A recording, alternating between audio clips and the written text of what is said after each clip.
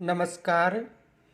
कल हमने जो पश्चिमी रेतीले मैदान में दो प्रदेश थे उनका वर्णन किया था। देखो, एक बार दोबारा समझ लो।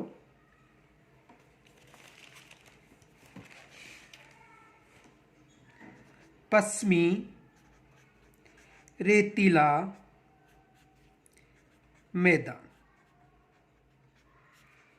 पश्चिमी रेतीला मैदान और पश्चिमी रेतीले मैदान को हमने दो भागों में वर्गीकृत किया था। कितने भागों में? दो भागों में। पश्चिमी रेतीला मैदान, देखो इसको समझो। पश्चिमी रेतीले मैदान को दो भागों में बांटा गया था।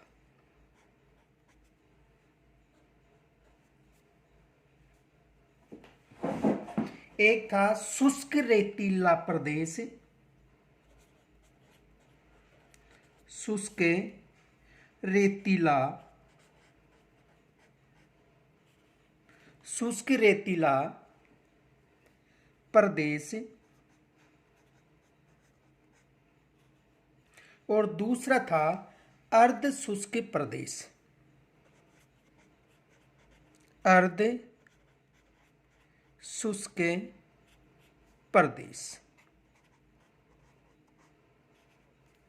पश्चिमी रेतीले मैदान को शुष्क रेतीला प्रदेश व अर्ध शुष्क प्रदेश में विभाजित किया गया था। देखो, शुष्क रेतीले मैदान को भी दो उपविभागों में विभाजित किया गया है।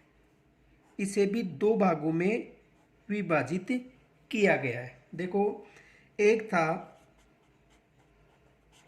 बालू का स्तूप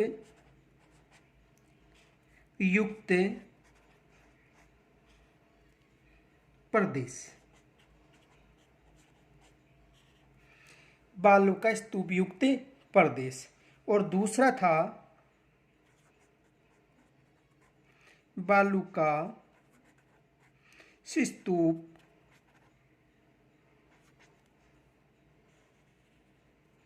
मुक्त प्रदेश।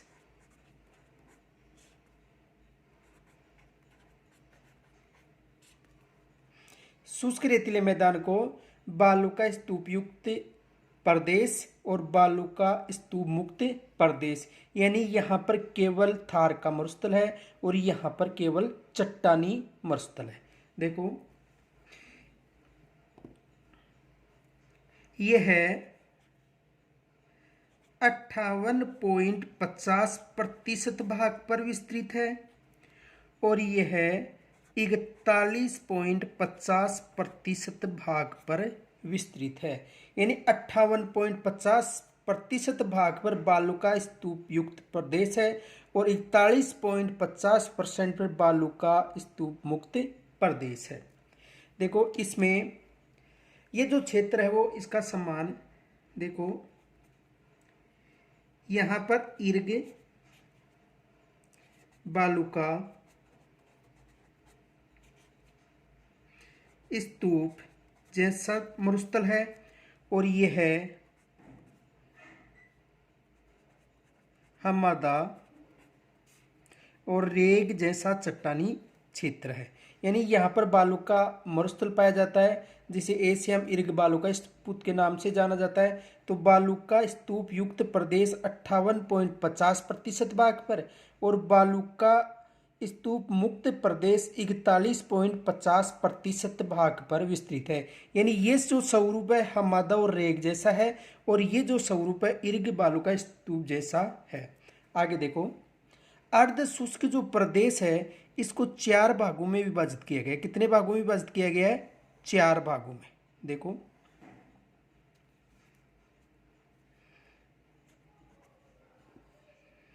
घग्गर का मैदान,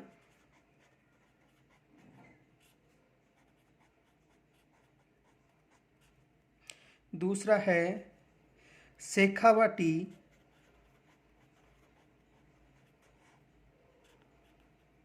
शेखावाटी प्रदेश,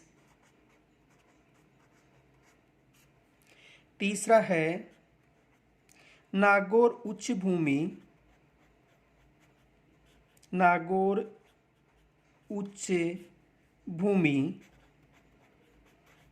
और चौथा भाग है लूनी मैदान।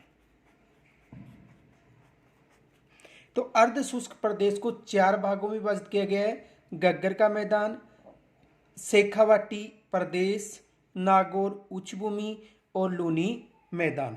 देखो आगे देखो,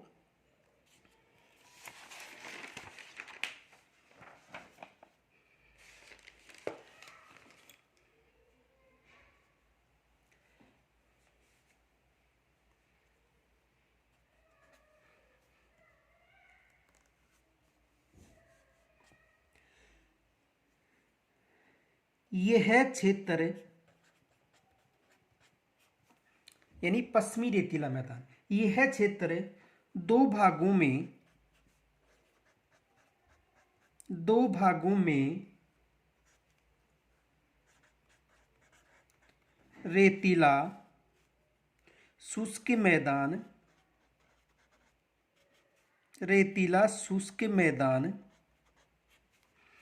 व अर्ध शुष्क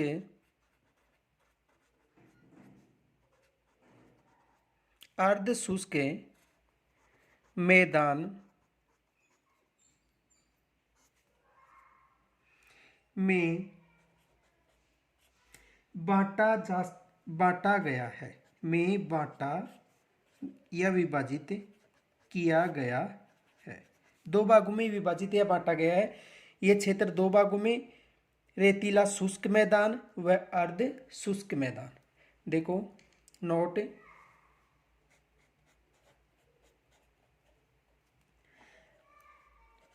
25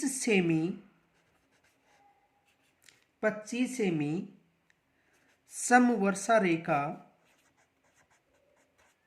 25 सेमी समवर्षा रेखा इन दोनों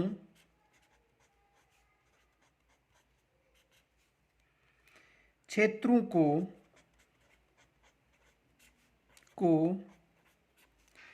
अलग करती है।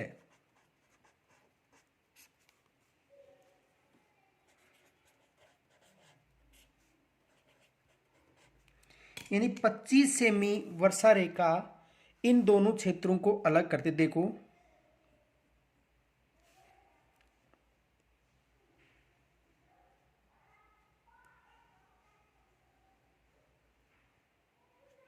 ये पश्चिमी रेतीला मैदान है और इस पश्चिमी रेतीले मैदान को 2 भागों में विभाजित किया गया है।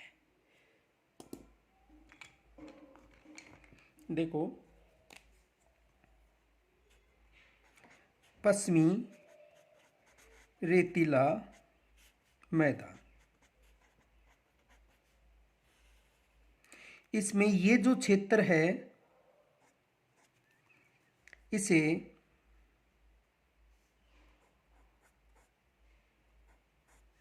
देखो, ये जो क्षेत्र है इसे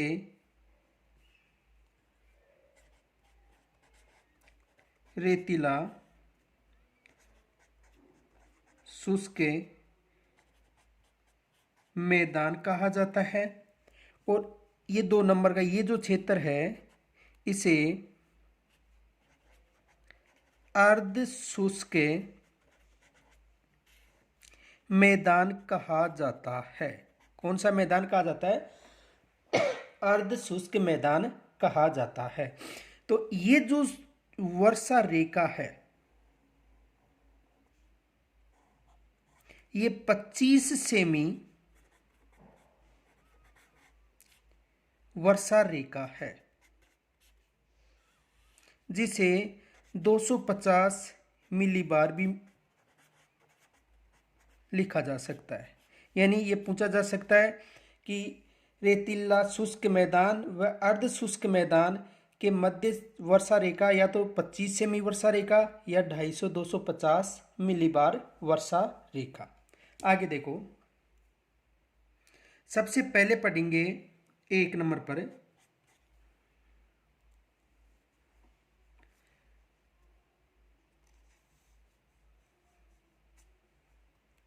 पश्चिमी विशाल मरुस्थल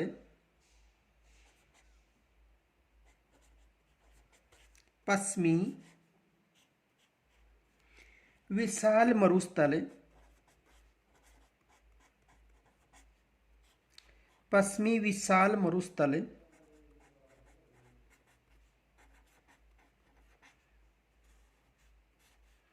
या रेतीला शुष्क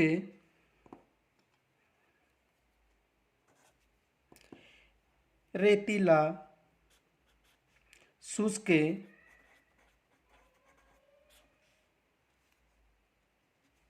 मैदान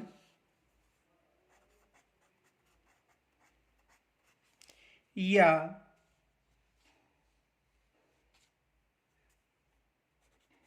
महान मरुभूमि।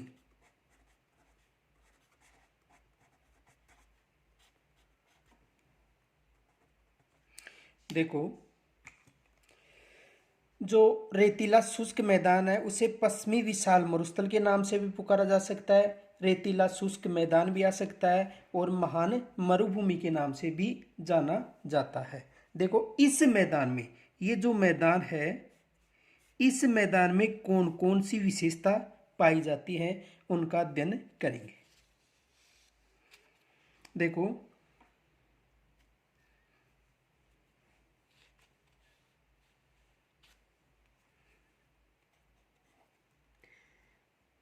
इसमें वार्षिक वर्षा का औसत, वार्षिक वर्षा का औसत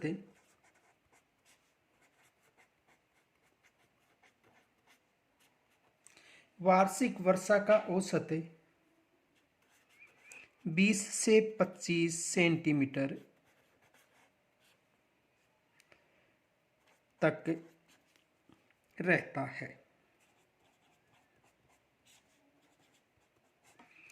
तो यहाँ पर ये जो रेतीला शुष्क मैदान है इसमें वार्षिक वर्षा लगभग 20 से 25 सेंटीमीटर के मध्य रहती है। आगे देखो,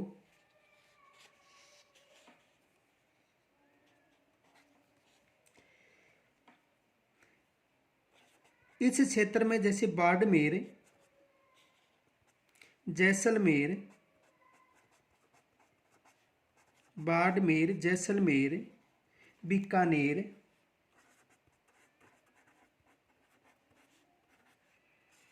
व गंगानगर आदि क्षेत्रों में वर्षा अत्यधिक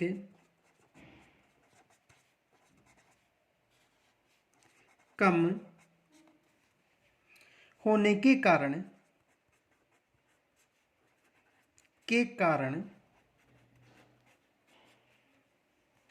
इस प्रदेश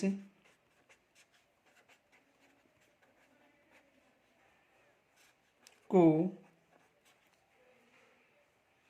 शुष्क बालू का मैदान भी कहते हैं। शुष्क बालू का मैदान भी कहते हैं। देखो, जो रेतीला शुष्क मैदान है इसमें जैसे बाड़मेर क्षेत्र शामिल है, जैसलमेर भी है, बीकानेर भी है, गंगानगर का क्षेत्र भी है। तो यहाँ पर सबसे कम वर्षा होती है, इस कारण यहाँ पर बालू मिट्टी का जमाव अधिक है, इसलिए इसे शुष्क बालू का मैदान भी कहा जाता है।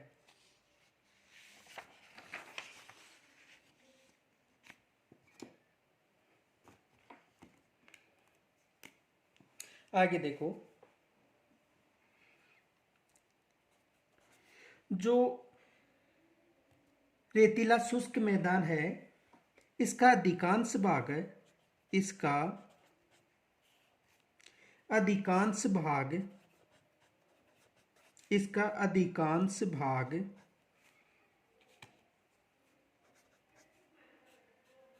इसका अधिकांश भाग बालू का इसका अधिकांश भाग बालुका स्तूपों से आच्छादित रहता है।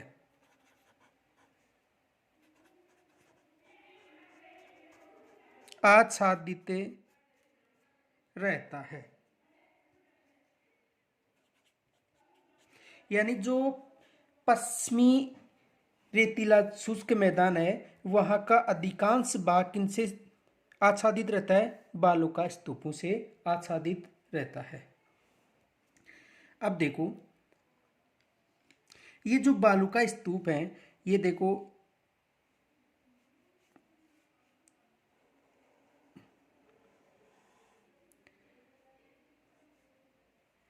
ये राजस्थान है और यहां पर देखो कच्छ गुजरात में है। कच्छ कहां पर है? गुजरात में।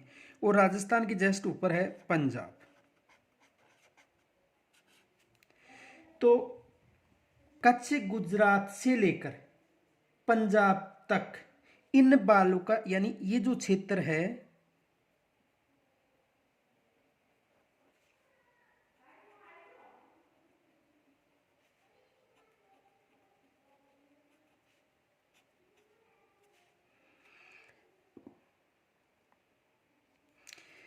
ये राजस्थान है। तो देखो यानी पंजाब से लेकर पंजाब, राजस्थान और कच्छ इन क्षेत्रों में सर्वाधिक बालू का स्तूप का जमाव है। यानी पंजाब का क्षेत्र, राजस्थान और कच्छ, तो इन क्षेत्रों में सर्वाधिक इनका जमाव है बालू का स्तूपों का। सर्वाधिक बालू का स्तूप, सर्वाधिक बालू का स्तूपों का जमाव कहां से लेकर कहां तक मिलता है? पंजाब, राजस्थान और कच्छ। तो देखो आगे, यानी ये पाकिस्तान है, ये राजस्थान भारत हो गया, पंजाब, राजस्थान और कच्छ गुजरात तक सर्वाधिक बालू का स्तूपों का जमाव पाया जाता है। देखो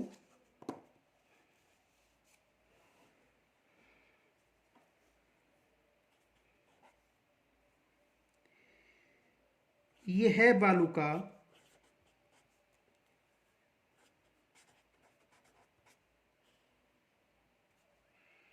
स्तूपों,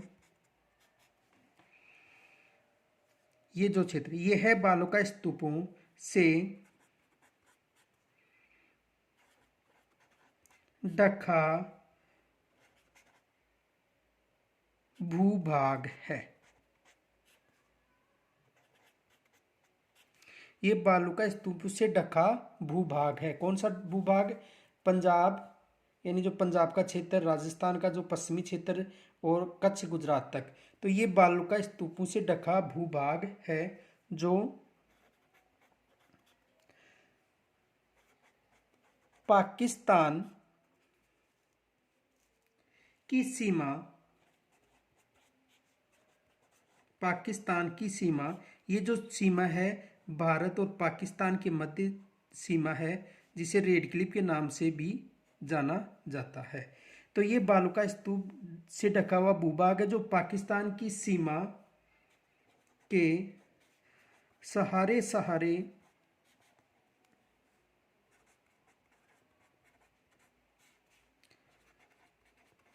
कच्छ गुजरात से पंजाब तक विस्तृत है। यानी ये जो बालू का स्तूप है जो पाकिस्तान की सीमा, जो रेड क्लिफ सीमा है भारत और पाकिस्तान के मध्य, ये जो सीमा रेड क्लिफ है, तो इसके पास पास में सारे सारे पंजाब, राजस्थान और कच्छ गुजरात तक विस्तृत है। देखिए एक विशेष याद रखना है आपको,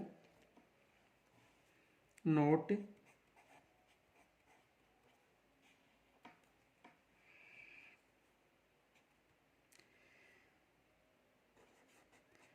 थार का मरुस्थल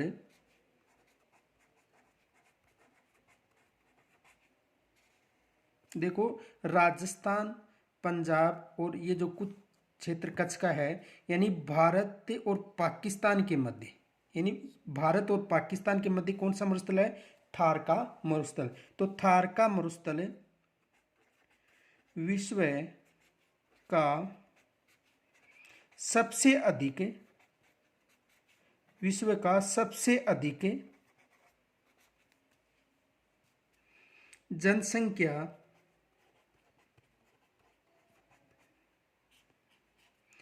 निवास करने वाला मरुस्थल है।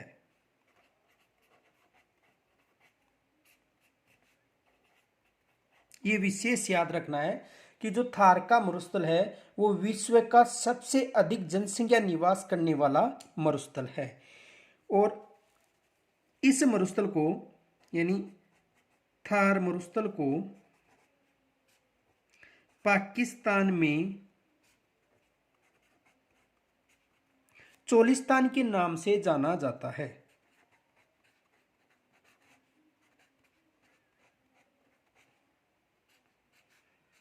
किस नाम से जाना जाता है? चोलिस्तान के नाम से जाना जाता है। यानी थार मरुस्थल को पाकिस्तान में किस नाम से जाना जाता है? चोलिस्तान के नाम से जाना जाता है। आगे देखो,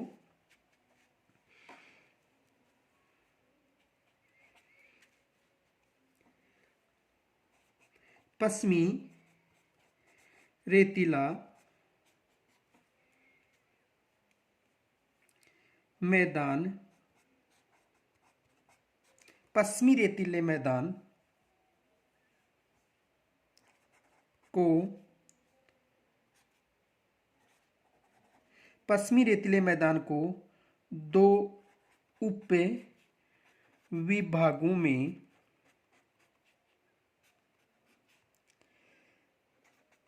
बांटा गया है।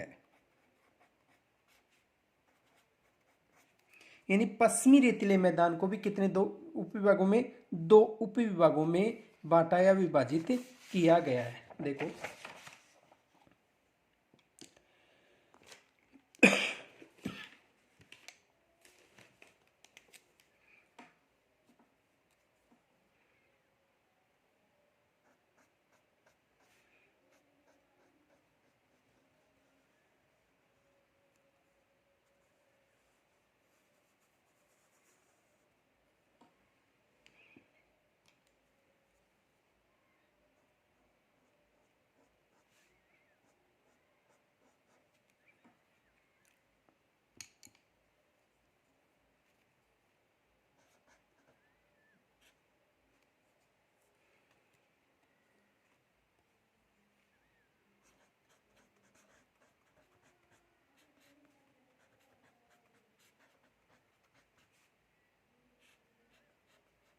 पश्चिमी रेतीला मैदान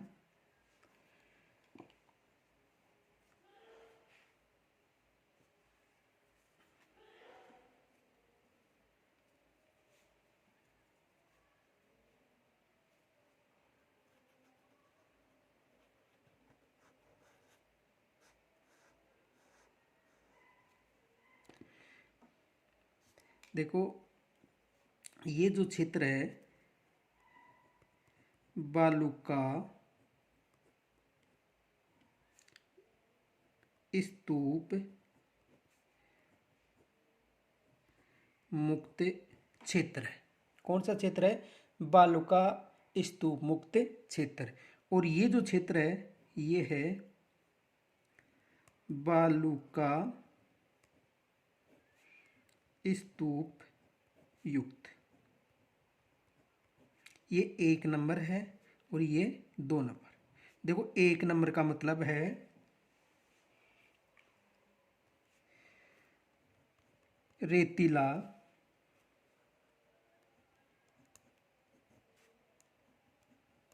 शुष्क मैदान, रेतीला शुष्क मैदान। और इसका मतलब है 2 नंबर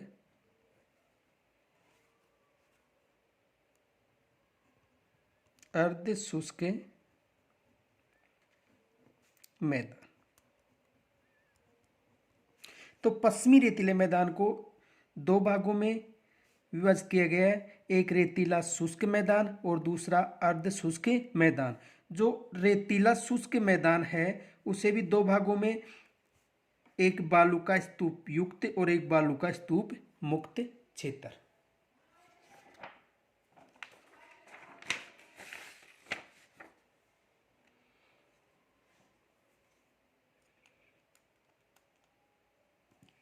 आगे देखो, सबसे पहले पढ़ेंगे 1 नंबर पर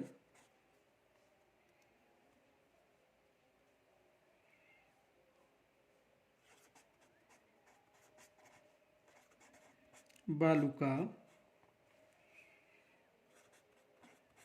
स्तूप युक्त प्रदेश। देखो, पश्चिमी रेतीले मैदान को दो भागों में विभाजित किया गया है। पश्चिमी रेतीले मैदान को रेतीला शुष्क मैदान और अर्ध शुष्क मैदान, और रेतीला शुष्क मैदान में भी दो क्षेत्र हैं, बालू का स्तूप युक्त और बालू का स्तूप मुक्त क्षेत्र। तो देखो, सबसे पहले पढ़ेंगे, 1 मिनट ऊपर हेडिंग लगा लेता हूं।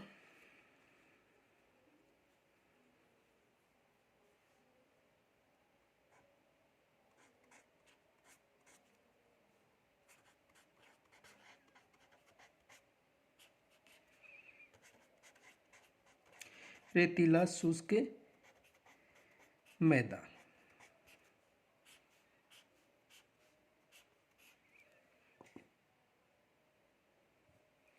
और इसमें थे बालू का स्तूप युक्त प्रदेश, बालू का स्तूप युक्त प्रदेश, और दूसरा था बालू का स्तूप मुक्त प्रदेश। तो सबसे पहले किसका अध्ययन करेंगे? बालू का स्तूप युक्त प्रदेश।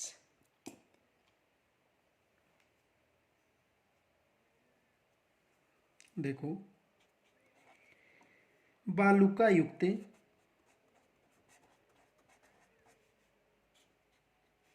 बालू का स्तूप युक्त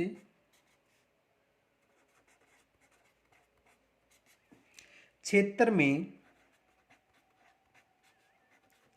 में बालू रेत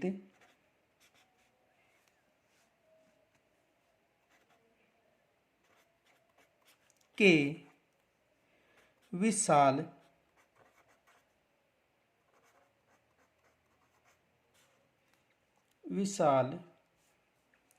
टीले पाए जाते हैं।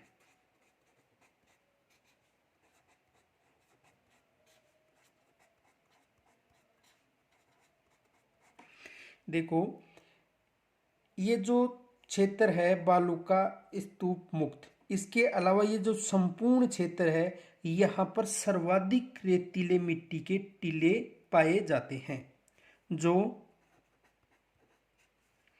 तेज हवाओं के साथ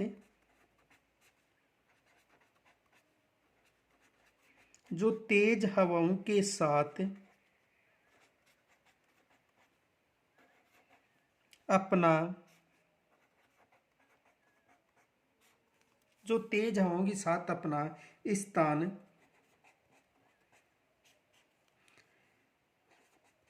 बदलते रहते हैं। देखो, जो बालू का स्तूप युक्त प्रदेश है, उन क्षेत्र में जो तेज हवाएं चलती है, उनके साथ जो रेतीले टीले हैं वो अपना स्थान एक स्थान से दूसरे स्थान तक परिवर्तित या बदलते रहते हैं। आगे देखो, ये बालू का स्तूप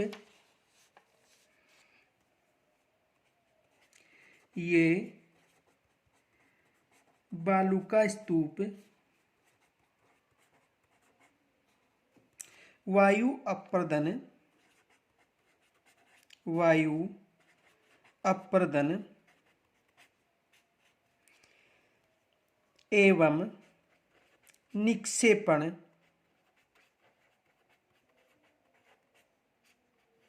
वायु अपर्दन एवं निक्षेपण का परिमाण है।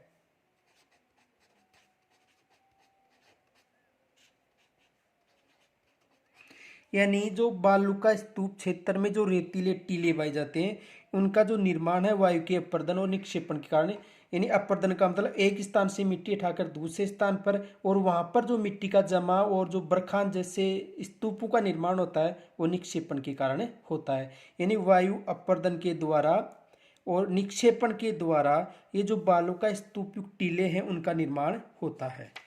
एक विशेष याद रखना नोट,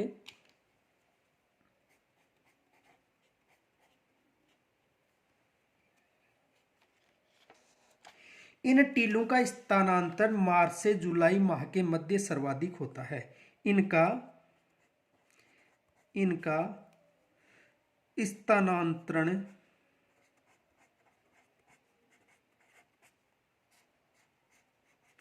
स्थानांतरण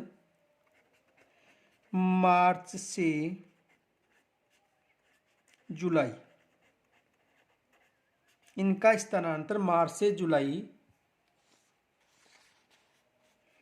माह में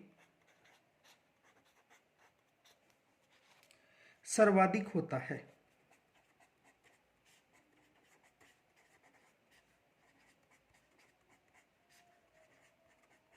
यानी जो बालू का स्तूप जो क्षेत्र है या टीले हैं उनका निर्माण मार्च से जुलाई माह के मध्य सर्वाधिक होता है, विशेष याद रखना है। आगे देख,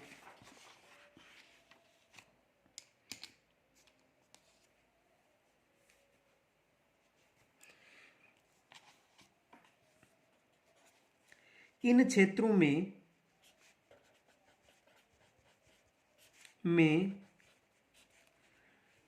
निम्न बालू का स्तूप या बालू का स्तूपों का निर्माण होता है। देखो जो बालू का युक्त क्षेत्र है उनमें निम्न जो बालू का स्तूप है उनका निर्माण होता है। एक नंबर पर देखो, पवनानुवर्ती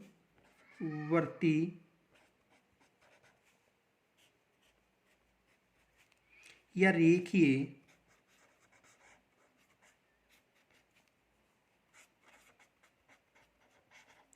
बालू का स्तूप। देखो जो बालू का युक्त क्षेत्र है उसमें जो बालू का स्तूपों का निर्माण होता है उनमें एक है पवनानुवर्ती या रेखीय बालू का स्तूप। देखो इसमें क्या क्या विशेषताएं पाई जाती हैं। ये बालू का स्तूप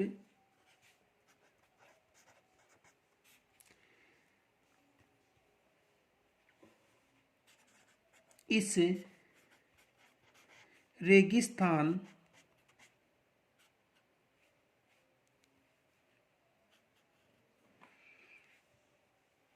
के पश्चिमी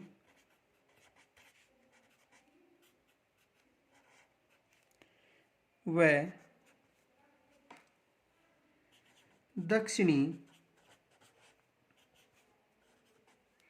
भूभाग में मुख्यतः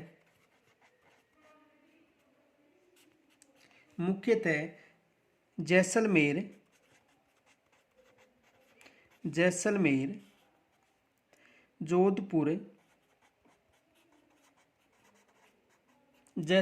जोधपुर एवं बाड़मेर में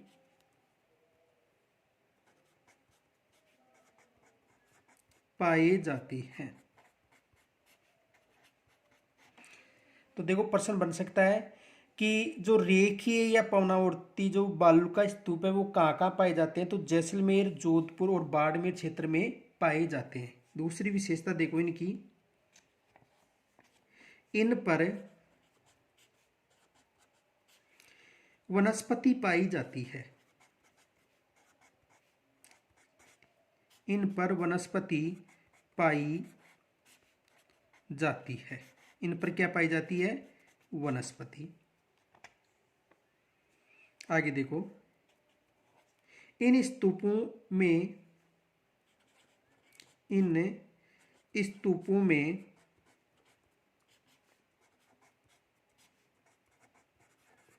लंबी धुरी वायु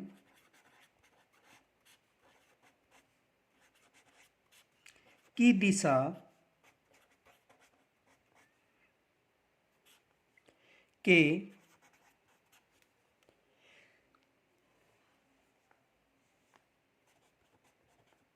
समानांतर होती है। यानी वायु जो उनकी दिशा है उनके समानांतर होती है। इसे अनुदैर्घ्य या रेखीय बालू का स्तूप भी कहा जाता है। रेखीय बालू का स्तूप भी कहा जाता है।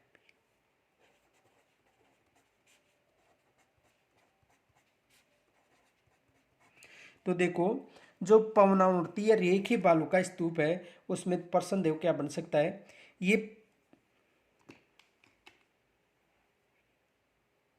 ये पश्चिमी राजस्थान है, तो यहाँ पर ये जो क्षेत्र है जैसलमेर है, ये जोधपुर और ये बाड़मेर। देखो, जैसलमेर, जोधपुर और बाड़मेर, ये जैसलमेर क्षेत्र है, ये जोधपुर क्षेत्र है और ये बाड़मेर क्षेत्र है। तो जैसलमेर, जोधपुर और बाड़मेर क्षेत्र, यहाँ पर कौन से बालू का स्तूप पाए जाते हैं सर्वाधिक? रेखीय बालू का स्तूप। ठीक है, तो पवनावर्ती या रेखीय बालू का स्तूप, ये बालू का स्तूप इस रेगिस्तान के ये पश्चिमी क्षेत्र हो गया और ये दक्षिणी क्षेत्र, यानी पश्चिमी और दक्षिणी क्षेत्र में मुख्यतः जैसलमेर, जोधपुर और बाड़मेर क्षेत्र में पाए जाते हैं। और इन जो टीले हैं इन पर वनस्पति पाई जाती है। ये जो टीले हैं इन पर वनस्पति भी पाई जाती है। एक नोट लिखो, नोट, सर्वाधिक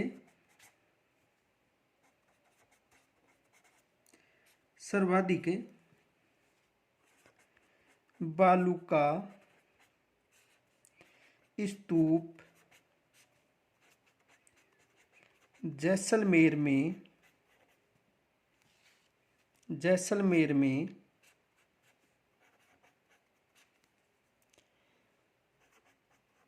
पाए जाते हैं। ये विशेष याद रखना। यदि राजस्थान में सर्वाधिक बालू का स्तूपों का जमाव पहुंचा जाता है तो कहां पर बताना है? जैसलमेर। यानी कि जैसलमेर में सर्वाधिक बालू का स्तूप पाए जाते हैं। आगे देखो,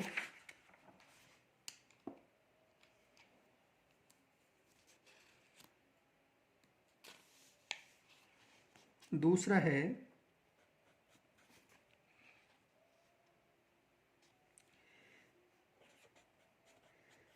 बरखान या अर्ध चंद्राकार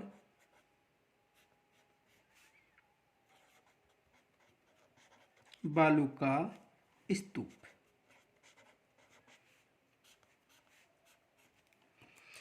देखो, इनकी जो आकृति है वो अर्ध चंद्रमा के समान होती है।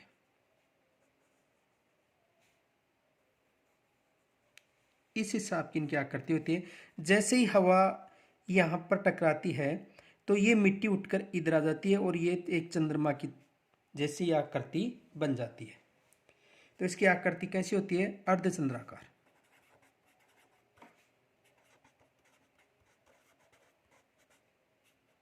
देखो, जैसे वायु इस टीले पर तो यहाँ पर टकराएगी तो यहाँ पर अपवर्तन के कारण यहाँ पर निक्षेपण हो जाएगा और इसकी आकृति कैसी हो जाएगी? अर्धचंद्राकार आकृति हो जाएगी। देखो इसकी विशेषता, ये जो टीला है ये चूरू, जैसलमेर,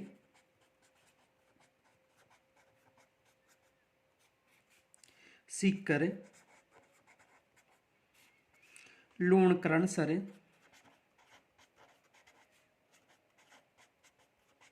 जो बीकानेर में पड़ता है, सूरतगढ़,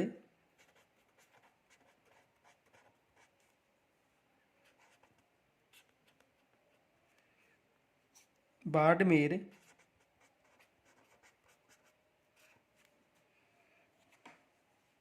जोधपुर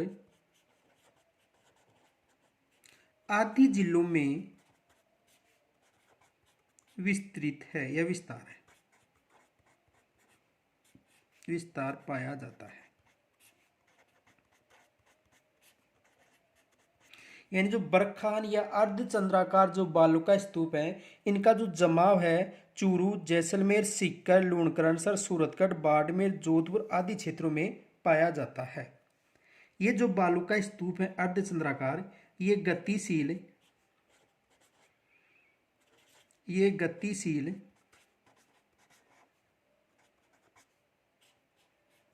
रंध्रयुक्त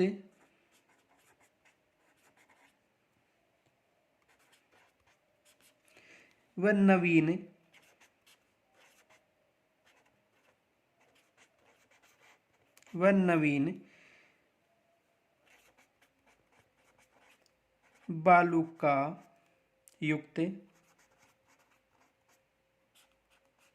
नवीन बालू का युक्त होते हैं। यानी इनका परिवर्तन या इनका निर्माण हमेशा होता रहता है। यानी ये गतिशील है, रंध्र युक्त है और नवीन बालुका युक्त। पूछा जा सकता है कि नवीन बालुका युक्त स्तूप कौन से हैं? बरखान या अर्धचंद्राकार। और विशेष याद रखना, ये जो बालुका स्तूप हैं वो मरुभूमि के उत्तरी भाग में सर्वाधिक मिलते हैं। कहाँ पर मिलते हैं? मरुभूमि यानी राजस्थान, मरुभूमि के उत्तरी भाग में इनकी अधिकता या बहुलता है।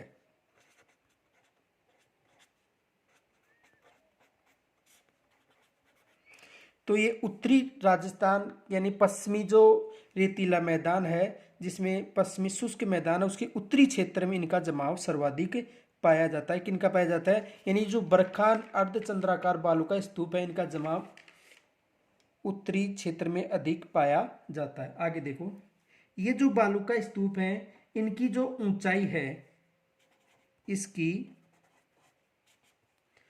ऊंचाई यानी 10 से लेकर 20 मीटर तक। इनकी ऊंचाई कितनी होती है? 10 से लेकर 20 मीटर तक ऊंचाई होती है। यानी जो बरखान टीले हैं उनकी ऊंचाई कितनी होती है? 10 से लेकर 20 मीटर तक, तथा चौड़ाई 100 से लेकर 200 मीटर तक चौड़े होते हैं।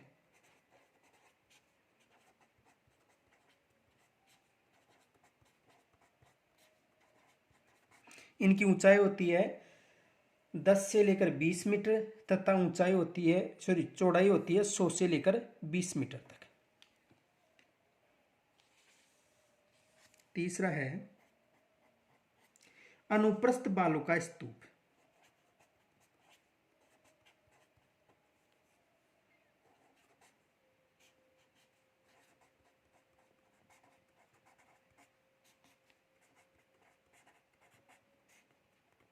अनुप्रस्थ बालू का स्तूप।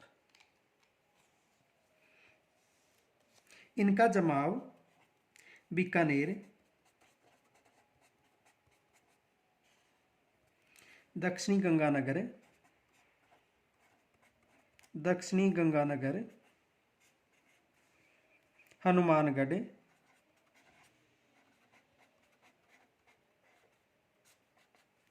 चूरू, सूरतगढ़,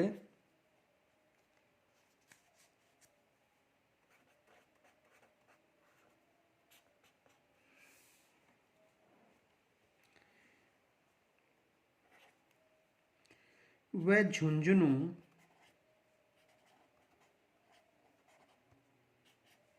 में पाया जाता है।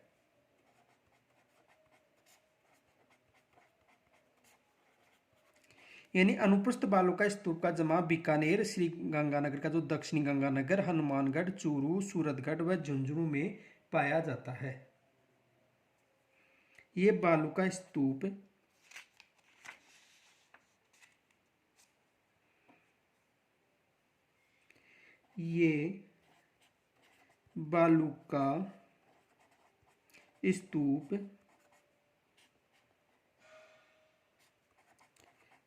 पवन की दिशा के समकोण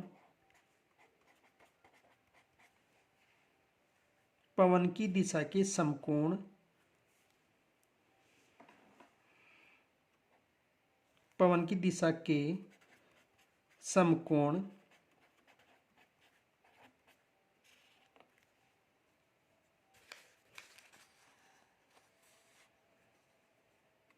पर बनते हैं। ये विशेष याद रखना कि समकोण यानी पवन की दिशा के समकोण कौन से टीले का निर्माण होता है? अनुप्रस्थ बालू का स्तूप। यानी अनुप्रस्थ बालू का स्तूप का निर्माण पवन की दिशा के समकोण पर बनता है। आगे देखो,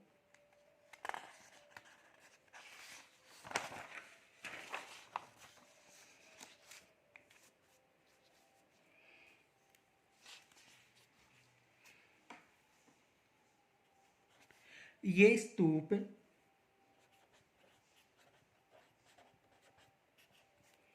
अर्ध शुष्क भागों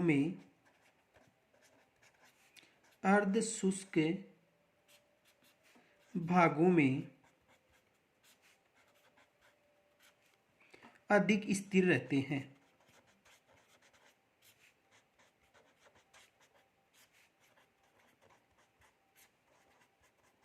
यानी अर्ध शुष्क भागों में ये अधिक स्थिर रहते हैं।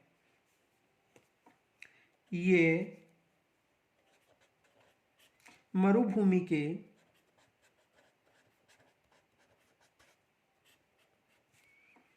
के पूर्वी एवं उत्तरी भागों में अधिक पाए जाते हैं।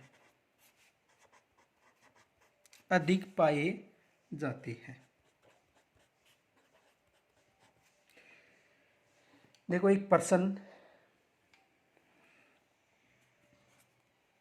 नोट, पश्चिमी राजस्थान का ऐसा कौन सा जिला है जिसमें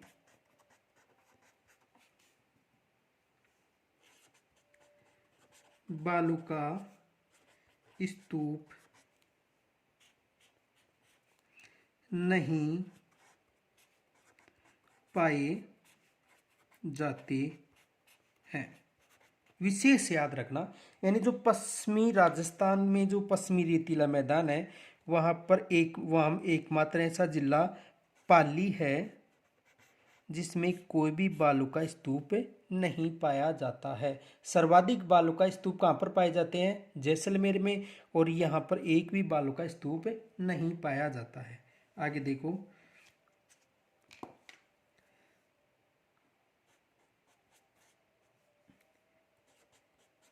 पैराबोलिक बालू का स्तूप।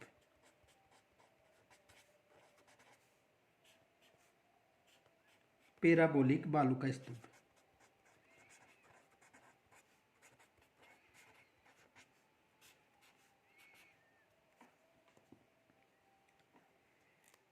देखो इसकी विशेषता ये है, सभी मरुस्थली जिलों में पाया जाता है।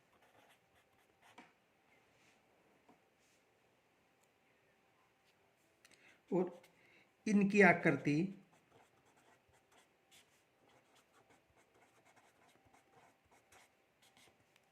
महिलाओं के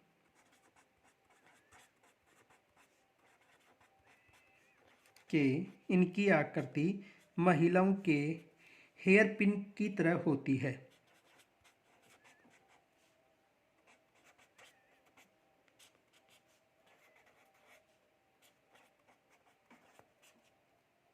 हेयर पिन की तरह होती है। तो प्रश्न पूछा जा सकता है कि ऐसा कौन सा बालू का स्तूप है जिसकी आकृति महिलाओं के हेयर पिन की तरह होती है, तो कौन सा है? पैराबोलिक बालू का स्तूप। आगे देखो,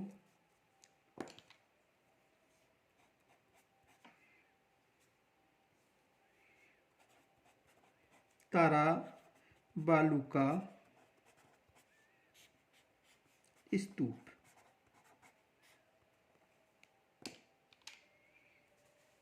ये बालू का स्तूप मोहनगढ़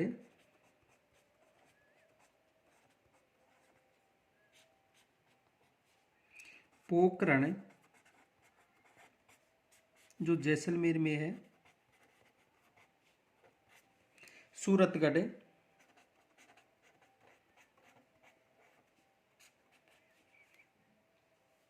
में पाए जाते हैं।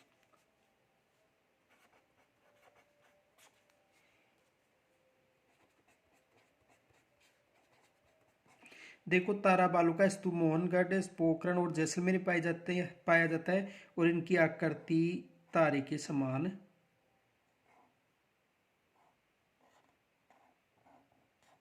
होती है। ऐसी आकृति होती है इनकी तारे के समान।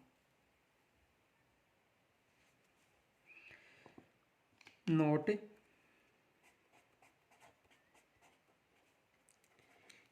इन बालू का स्तूपों का निर्माण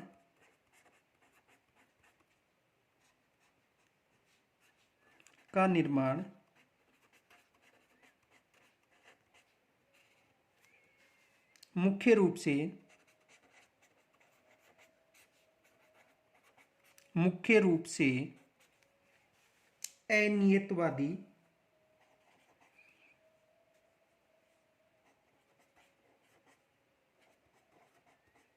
अनियतवादी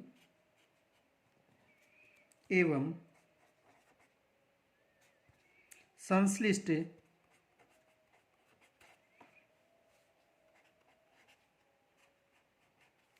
पवनों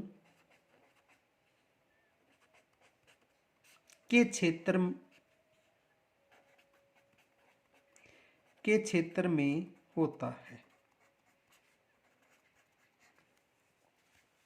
यानी इन बालू का स्तूप का निर्माण मुख्य रूप से अनियतवादी और संश्लिष्ट पवनों के क्षेत्रों में होता है। किसका? बालू का, यानी तारा बालू का स्तूप का। और विशेष याद रखना किन किन क्षेत्रों में? मोहनगढ़, पोखरण और सूरतगढ़।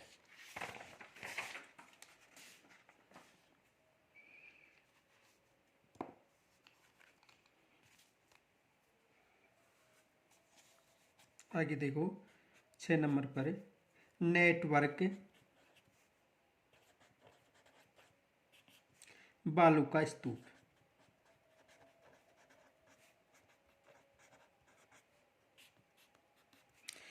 नेटवर्क बालू का स्तूप, ये उत्तरी पूर्वी मरुस्थलीय भाग में, ये उत्तरी पूर्वी मरुस्थली भाग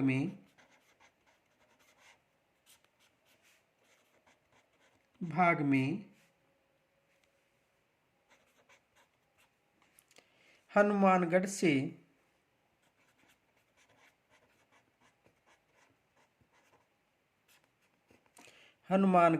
से हिसार भिवानी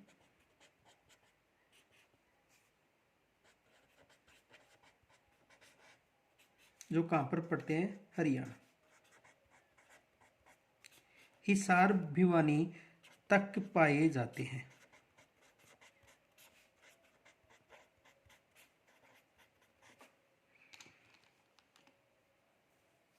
आगे देखो 7, अवरोधी बालू का स्तूप,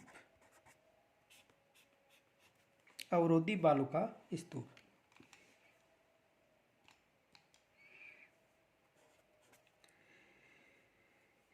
इनका निर्माण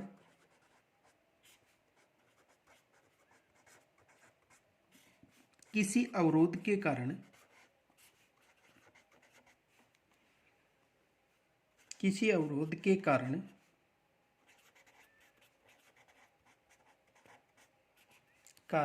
होता है। जैसे झाड़ी, पेड़, भवन, पहाड़ी आदि का जो अवरुद्ध हो जाता है उसके कारण इनका निर्माण होता है। जैसे देखो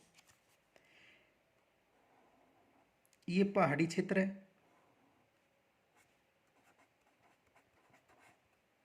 और यहाँ पर ये जो है ये कौन सा है, अवरोधी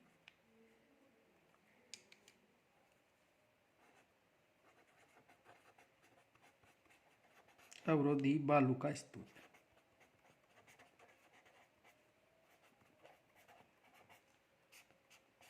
यानी झाड़ी, पेड़, भवन या पहाड़ी आदि के अवरुद्ध के कारण जो भी बालू का स्तूप का निर्माण होता है उसे कौन सा कहा जाता है, अवरोधी बालू का स्तूप।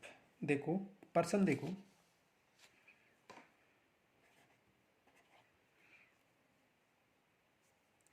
जैसलमेर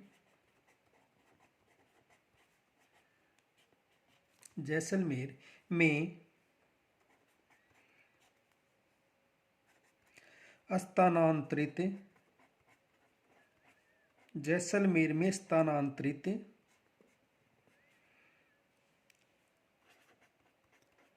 बालू का स्तूपों को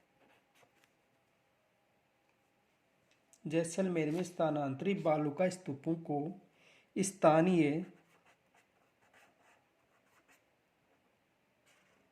स्थानीय भाषा में कहा जाता है।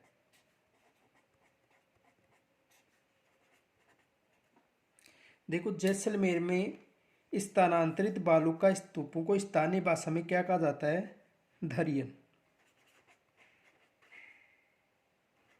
क्या कहा जाता है, धरियन। आगे देखो